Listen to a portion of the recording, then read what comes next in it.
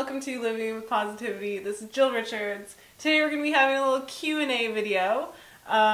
This is a video I thought a lot about because I got so many comments and responses on my previous video about natural birth control, and I had no idea that it would be so controversial. A lot of people seem to be a little bit defensive. I posted it on like Reddit and a few other websites, and it's a pretty controversial subject.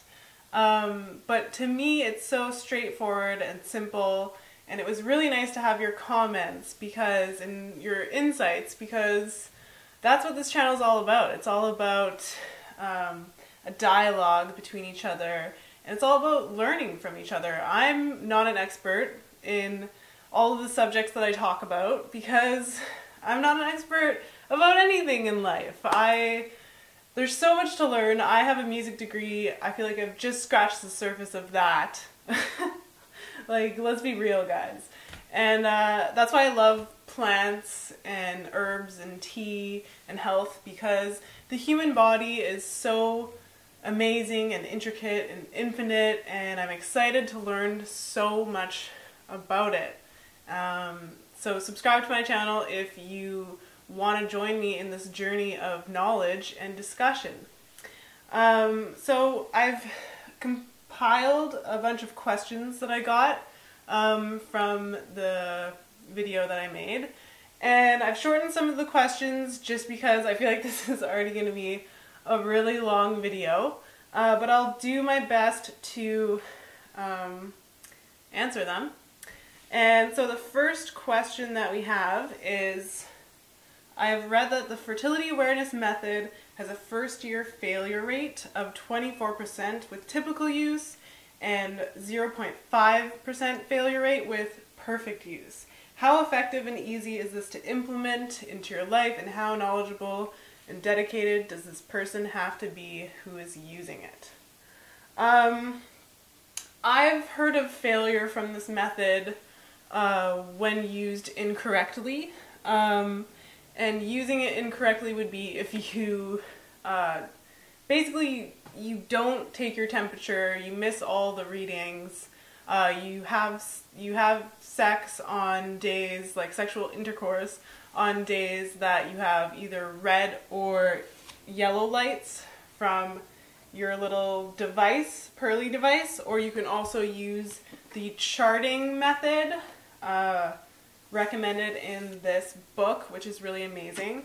So that's the only time that I've heard of failure, is if you're not using the method correctly. However, if you do take your temperature every morning before you get up, so before you get up to get a drink or whatever, then it has a 99.3 reliability rate. I would say that it's easy to implement. I mean, charting your cycles, and you do have to do a little bit of research. There's 3 different ways that you can do it with this, that this book discusses. There's cervical fluid, so that has like different consistencies for at different times of the month, and that correlates to when you're fertile, because when you have that like super clear kind of like stringy egg white aloe vera gel kind of cervical fluid, then that is when you are fertile, and that's the easiest method for sperm to travel through. So there's that. There is charting your cycles. If your cycle, if your temperature rises, then you've ovulated, and you have to take a look at your whole cycle and figure that out. The other method is with your cervical position and how it is facing, and whether it is like slightly open, because when you're fertile, your cervical actually opens up. So those are the 3 methods in this book, charting being the main one.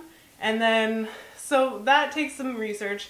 I, however, am super lazy. I'm a super lazy gal, and I knew that that was going to be too much of an effort for me, so I just decided to buy this device that charts everything for me. It's personalized to my cycles. It stores over 180 days worth of data, and so it gives me green and red lights based on my cycle. So I'd say that's pretty easy. Question 2. You mentioned the nuisance of taking birth control pill every day in your last video. I think that being woken up to a beep every day and having to stick this thing in my mouth would be super annoying, and even more annoying than popping a pill. For me, this thing wakes me up at 7 in the morning, and my whole sleep self is in charge. So this thing wakes me up, I take it off my nightstand, put it in my mouth, fall back asleep. 1 minute later this thing beeps, and I put it back on my bedside table, and this has become so routine that I don't even know that I'm doing it anymore. I often wake up in the morning and I'm like, whoa, like I had no idea that I took my temperature. So that's kind of the norm for me now, that I just don't even notice it. And for me, taking a pill was a nuisance. I could never find the right time of day to do it. Either I was teaching in the day or I was gigging at night. I always would forget it. So for me, it wasn't really happening. It wasn't happening. Question 3. So I have a whole bunch of questions from my brother-in-law, who's actually studying to be a medical doctor. So that's super cool, because in my family, we are going to have really balanced views, and on this channel. Because now we can kind of challenge each other and answer each other's questions. And I totally believe that there's a place for the medical system, and there's a place for like holistic nutrition. And you know, if I get my arm cut off, I'm going to the medical doctors and I'm taking the pills because my arm is cut off. However, I believe that it's also important to just keep control of your body, take healthful teas and tonics, and have a healthy diet, and eliminate disease, and not always take the quick fix. I also believe that that's also important. So yeah, question 3, while this theory is valid, other factors can increase or decrease a person's temperature, like flu and stress. Does the Pearly take this into consideration? Yes, it's true that your temperature increases with flu. When you're charting, you would just have to make a note of that. If you have your flu after ovulation, if it's like 3 days after ovulation, this actually has no effect on your fertility, because that's kind of your window from that time to your menstruation is actually a green light period. So the Pearly takes that into consideration as well, and will give you more red lights, because it'll be like, what the heck? Your temperatures are kind of odd. So it will definitely take that into consideration, and as well as it'll give you more red lights if your ovulation is delayed from stress, because stress can definitely delay your ovulation and make you have longer cycles. Question 4, how long does the Pearly store data? So the Pearly stores data for 180 days. However, the Lady Comp stores it for even longer, and you actually have an option of like downloading a software and printing out all of your data. For the obsessively organized woman, I don't have a use for printing out my data. I guess it would be good if you are going to the doctors or you want to show them that. I don't know. That's cool, like, I guess. What happens when it's low on battery? Will it tell you, or is there a risk of it giving you an incorrect reading? The Pearly uses a lithium battery, and that should be changed every 2 to 3 years.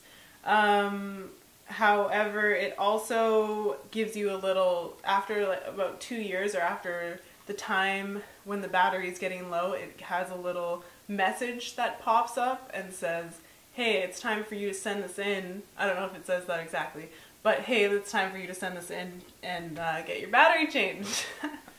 So it's got you covered. It's cool because like this whole idea is not like a super new, it's not super new idea. There's a lot of people all over the world using this method, and a lot of people in Europe, like a lot of people in Europe have this device, either chart their cycles, because they are hip to health, which is really cool. And this is actually made in Germany.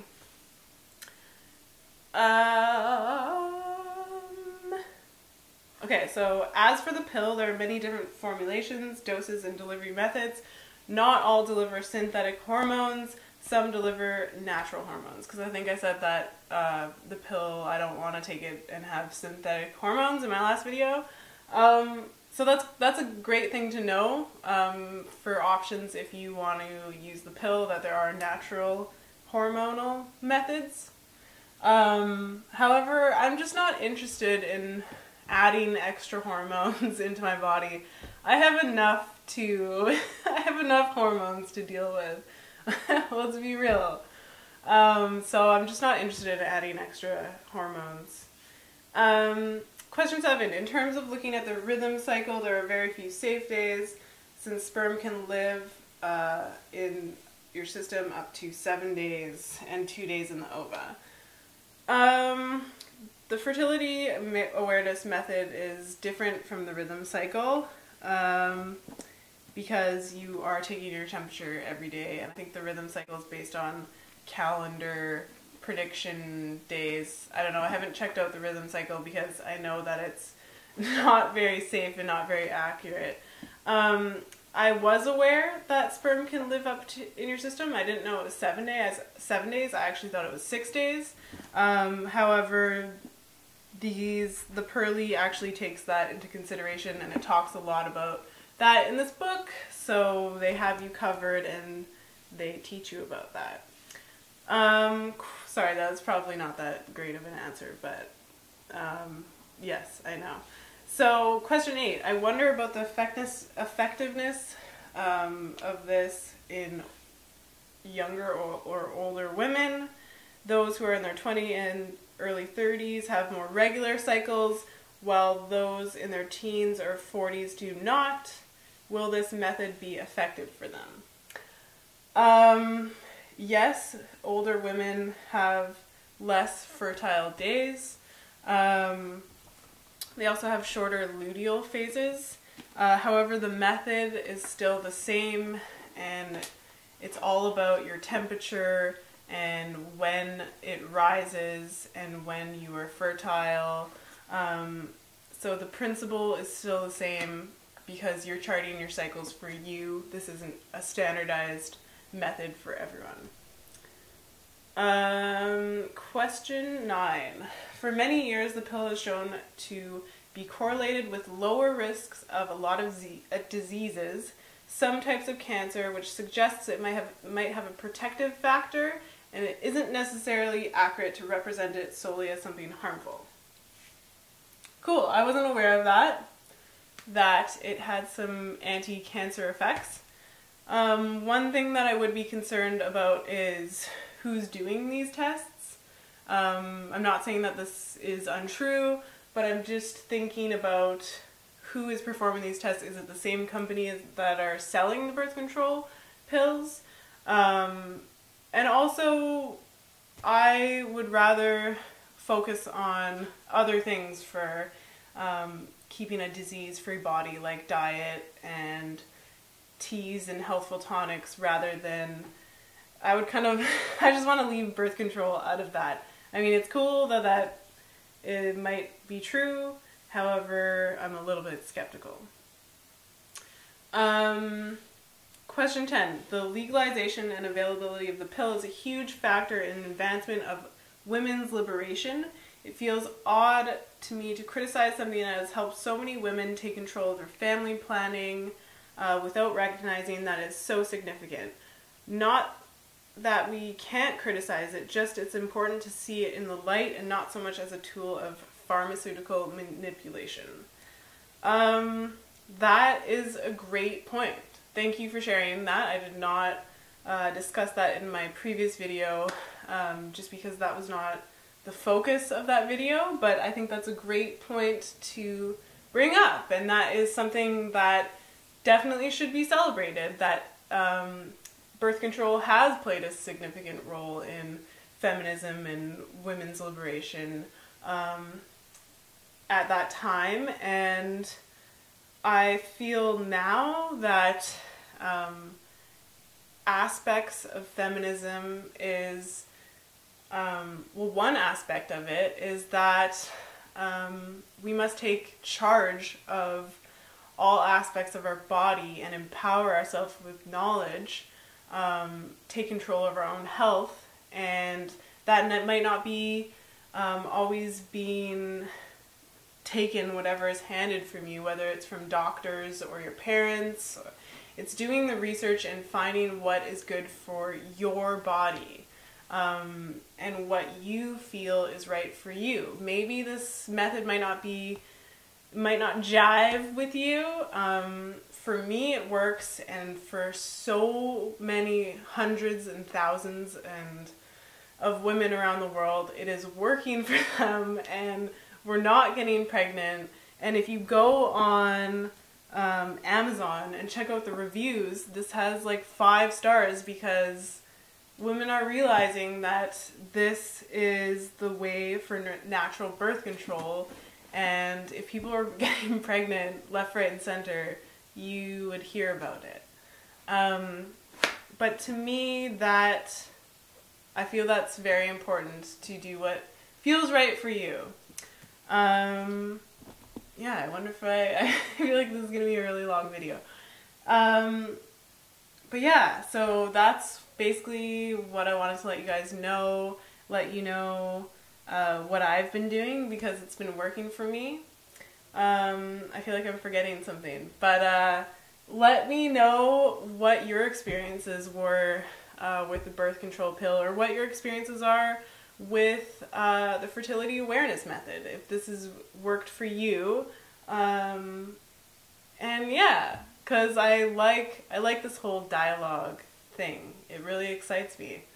So yeah, have a great night. Thank you so much for listening, and thanks for subscribing, guys. Let's be friends. Yeah, have a good one. Peace and love.